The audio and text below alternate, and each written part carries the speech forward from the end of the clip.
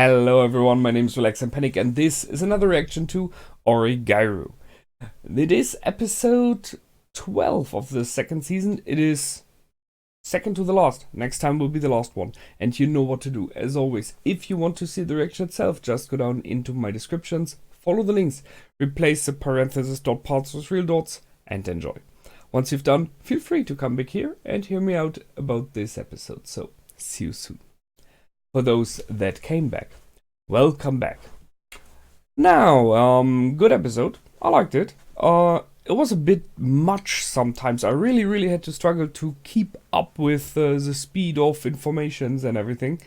And I really wrote a lot this time. So let's see what it's about. I mean, it is clear that we are getting deeper and more into the Yukis Family drama that is there. Haruno trying to interfere like everywhere. Is stirring the pot, right? She is talking to Hikki and, in my opinion, influencing him. The mother is coming along, and it's all about what happened in the past. And it's like, I mean, we're close to the ending of the second season, and I don't feel like I really got much information about this family yet, still. So, what the heck's happening? So however Haruno got the information, what Yuki will be doing for classes.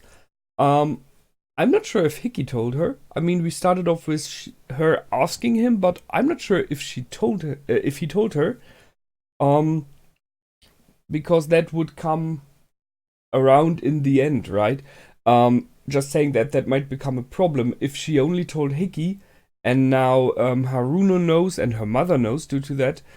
That could fall back onto Hikki, like, I told only you and you told my family, in a negative way. But I don't think he did tell her, so she found it out somewhere else, possibly. But it is an option I have to keep in mind.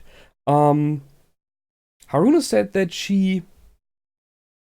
Yuki hasn't changed, and that is something that she hates about her. Something, I don't know, weird? It is weird. I mean, such a hard statement from Haruno. I hate that about her. We are still talking about sisters. I know they do not really get along with each other, whysoever. But what is it? So we have like a lot of mysteries about the past of Yukino now. The fact that she gave chocolate in the past to Hayama is not such a surprise, right?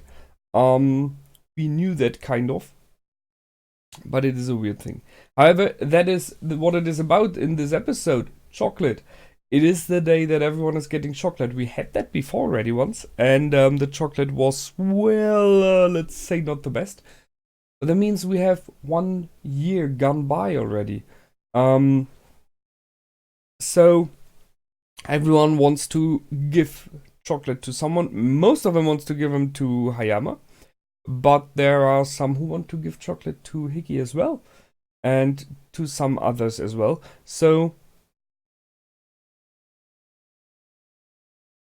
but before all of that started, we had this little scene here, which I really liked. This might be the best day of our life. A positive statement from Hikki, immediately followed by soul-crushing regrets and destruction. Because, like, it has to be today because everything in the past is awful and everything in the future is just frightening. You know, he really knows how to make a conversation delightful. It was great. And then we went in the club, and while that happened, there was this interesting scene because a lot happened this time between Hikki and Yui. So he asked her if she's free sometime in the future. I don't know if he was about like a date or stuff like that, but he asked her if she has time to spend time together, I think. And she was blushing and she was kind of delighted, I think. And then she looked at the door of the club room and she stepped back in her reactions. She then told she will think about it. And that is something that happened later on in this episode again. So, we have, when it was about giving chocolate to someone, she reacted very much to it because I think she wants to give chocolate to Hikki. So there is still these feelings for him. But when she thinks about Yuki, I guess, about the club, which is connected for her to Yuki, she always steps back from that. So she did not agree on the date immediately. And in the end of the episode, when they left Yuki at the door of her house, or her flat, whatever you want to call it,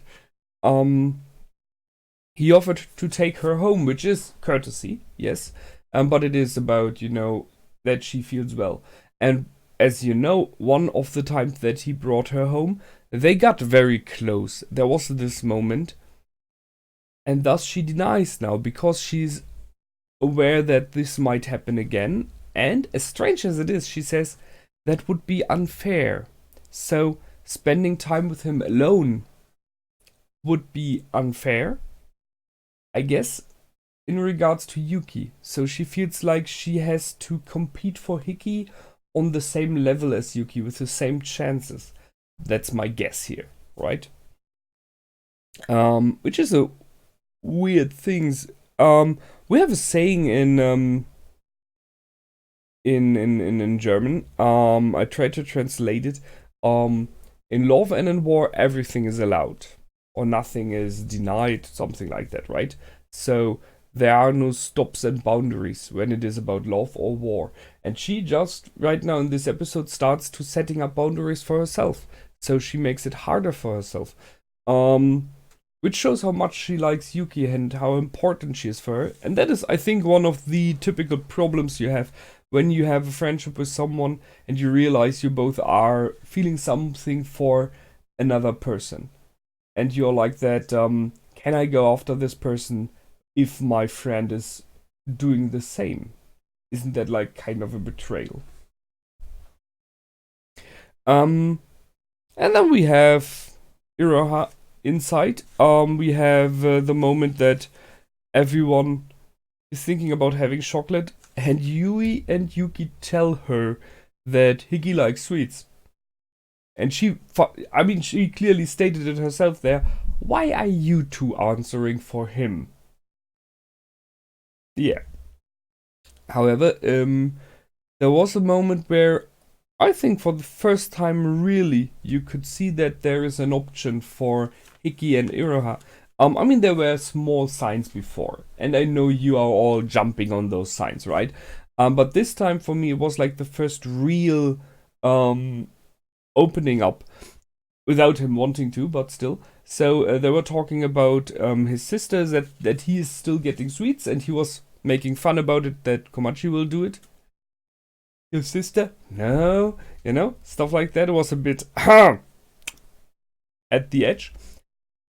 And then there was this question, so you're into younger girls. So you're really into younger girls, something like that. And he said, well, your birthday is in April, so you're not really younger.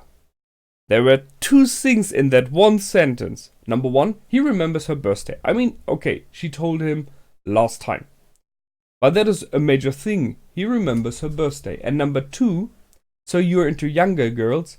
You're not really that much younger. Is I'm into you. You're not really younger, so I'm not into younger girls. He kind of said that he's into her. He did not say it directly, but you can extract it out of this sentence.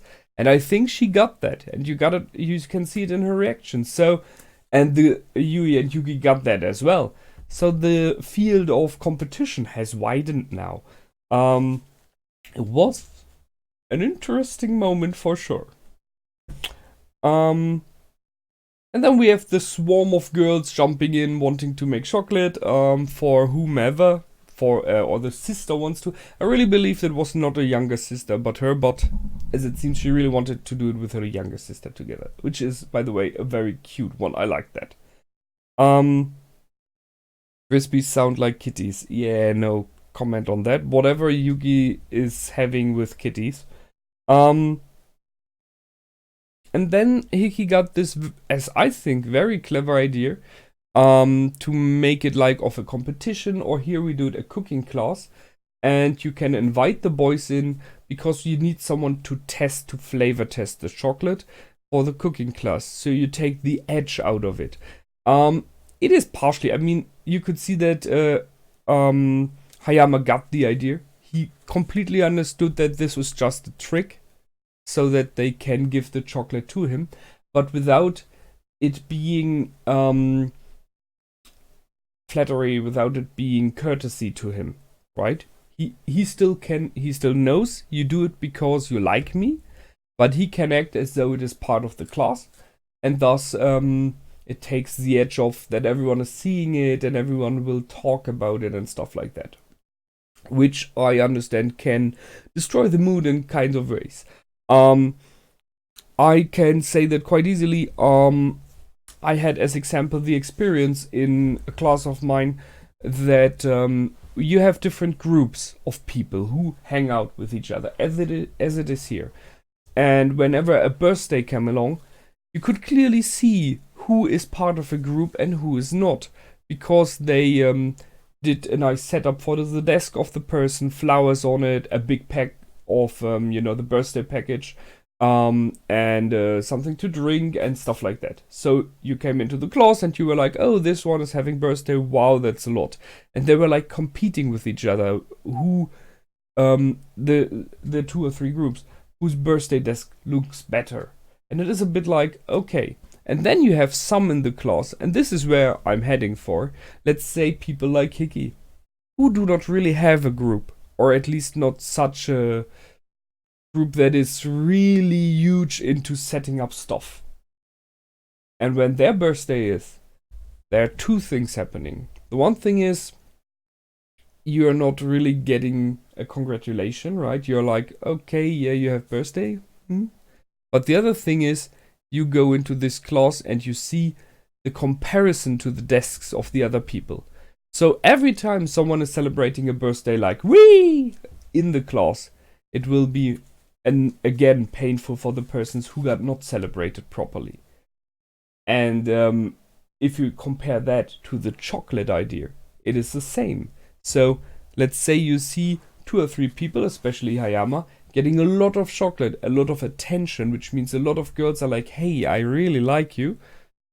Those people who don't are feeling lessened, right? And I think this is what they meant by saying that the next day after the chocolate day, the mood in the class was pretty down, because a lot of people did not feel good about it.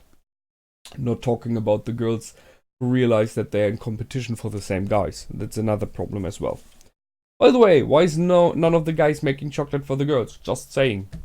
So that. Iroha proved to be surprisingly efficient and clever here. So she got the council in, which, by the way, only talked like all the time. Everyone else was making chocolate or testing. They were just standing nearby and talking about synergy effects. But they got the money, so okay, whatever. She invited Haruna as an instructor. I think that was a mistake.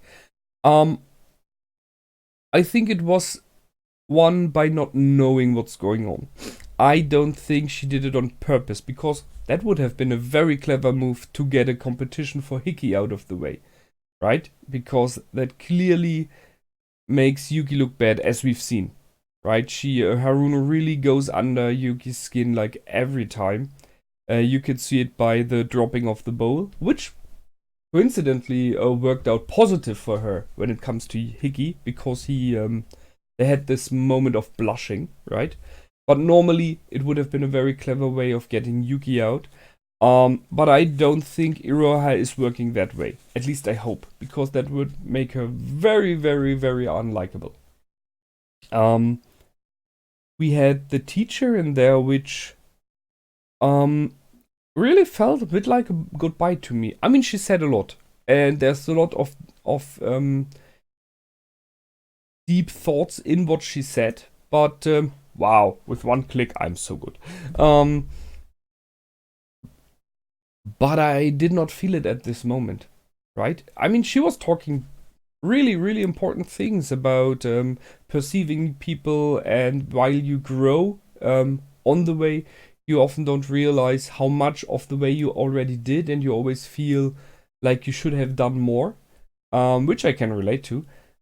But somehow it feels to me like it was the wrong moment for this speech. It feels, in the middle of something. Maybe it's only me, but to me it feels like this speech is wasted in this moment. It should have been at another moment, in the beginning of the episode, in the end of the episode, someone else, but not during all of this cooking and stuff happening. Um, because I'm not completely sure. Maybe because all of it was so joyful and happy and enlightened at this moment, and she is talking about deep and important stuff about developing yourself and what you see in yourself. Didn't get it at this moment. It really was like flying by for me. And I'm kind of sad about that because I really, really like what she's saying and her character. So, well, we have Hayato praising Hikki. As I said, he realized what all of this setup was about, and he said that it was a good idea. Who have you ever seen him praising him? I'm not sure. And then we have the speech of Haruno saying that they are lame. Yes, because nothing's happening there. They are not competing. I think that it is what it is about. I'm not sure, but Yui and Yuki are not competing about Hikki at this moment. They are kind of working together. The three of them are just staying together, like the edges are off, right? They try to blend in with each other, to work together, and I think that is something Haruno does not like. Too easy, too smooth, too nice. And she then said that she liked the Yuki of old better, which, by the way, she stated at the beginning of the episode she hated. So, mixed messages there. I'm not sure. What is it that she wants? I mean, overall, if you watch it over all of those two seasons, what is it that Haruno wants when it is about Yuki, about her little sister? And the icing on the cake is the last scene with the mother, who is stopping by because Yuki is too late. So it's this, you're not allowed to be outside so late, while she's staying in her own flat, just saying. She came by as well because she heard what the next steps for Yuki will be on her way, which classes she will choose, and she did not agree with that. So we really have two female persons trying to lead and to move Yuki in ways like go this way, go that way. While at least her mother stating, I want you to stay true to yourself, but it is just an empty phrase. Because if you say stay true to yourself, do what's good for you, do what you feel like is right, then you should just let him do that. But she doesn't. Instead she says, stay true to yourself, but don't go down the wrong path. So it's like there are these three options. You're not allowed those two, and now stay true to yourself.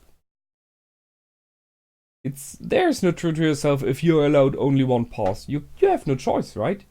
So it feels wrong. And all the time she's kind of smiling, when Yui tries to stay up for Yuki, like we are leading her home. She's not out too late because we did council work, we did something right, something good, and we are bringing her home so she's safe. You could see the politician, kind of the leader, the person that is good with people in the mother, by stating, "Oh, that's so nice of you." Right? I mean, you could not really feel the dagger through it, but I could see the dagger in her words, like, little kid, that's so nice of you, so sweet. By the way, you're out late as well. And shouldn't you should you get problems. And there is a threat in this moment, a very small threat, but it is that I will tell your parents. And there was a reaction from Yuki to that as well. So there is this genuine looking out for each other between Yui and Yuki. And her mother is just manipulating there. Although I wouldn't even call it manipulating. It is really like, you go down the path I chose, no other path. And while you do it, I act as though it is your choice. And if you stray from the path I chose for you, then I will be there and stop you every time. And Haruno is kind of playing her own game in that by telling her mother whenever Yuki is not doing as she likes. So what is Haruno's setup in that as well? Because she informed her mother. Well, we had that. The whole situation of this family, of the Yuki family, is devastating in so many regards. We haven't seen the father yet really either. So what's about him? I don't know. And we only have one episode left, so I don't think there will be a solution for this one in any time soon. However, that's it this time. A good episode, a lot in it, a lot of confusion, and I look forward to the last episode to see where we are heading for. This is it for me. Until the next time, feel free to comment, like, and subscribe. My name is Relax and Panic. Goodbye and out.